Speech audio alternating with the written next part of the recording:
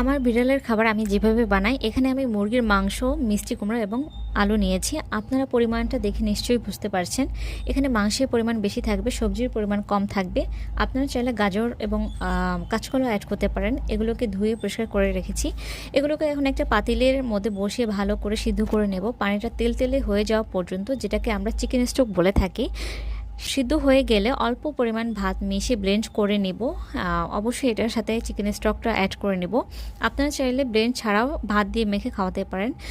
তার সাথে সাথে মুরগির যে পানিটা থাকে চিকেন স্টক, সেটাও দিতে পারেন। এই খাবারটা ওদের জন্য খুবই হেলদি।